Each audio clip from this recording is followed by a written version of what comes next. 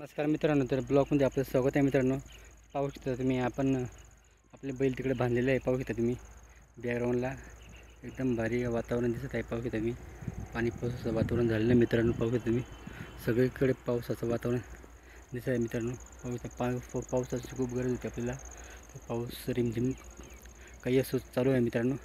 हे आपले बैल तिथे बांधलेले आहे. त्यांना हिरोचारा आपण कापून त्यांना घालतो इथे येऊन. आणि आपले कांदा चाळ आहे, तर आपण कांदा आहे ते आपण कांदा भरण्याचं काम करतो मित्रांनो. त्याच्यात काही भरपूर कांदे खराब निघत आहे, परंतु खराब कांदे आहे ते आपण फेकून देतो आहे.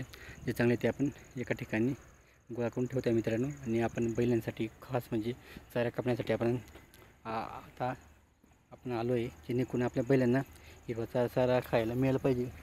या हिशोबाने आपण चारा कापत आहे मित्रांनो. कारण की त्यांना उन्हाळ्याचे दिवस सुरू झालेले मित्रांनो. तर आपण त्यांना अशा पद्धतीने आपलं बांधाला चारा आहे, चारा आपण असं पद्धतीने कापत आहोत मित्रांनो एका साईडने. तर असं कापत आपण सारखं इकडे मित्रांनो. पूर्ण त्यांना 2-3 वजा चारा कापावं लागेल. आणि अशा पद्धतीने आपण कापून ठेवत आहे. पूर्ण बांध पण साफसफाई होत आहे. आणि आपलं सोयाबीन आहे मित्रांनो, अशा पद्धतीने सोयाबीन आहे. आणि अशा पद्धतीने आपण चारा त्यांना कापून टाकत आहे खायला. आणि आपण इथं दर दिवशी त्यांना हिरवा चारा खायला देतो मित्रांनो, जेणेकरून त्यांना हिरवा चारा खायला द्यायला पाहिजे. कारण की पूर्ण दिवस त्यांना आपण हिरवा चारा खाऊ घालतो. अशा पद्धतीने आपले हिरवा चारा कापल्यानंतर आपला बांध पण साफसफाई होतो मित्रांनो.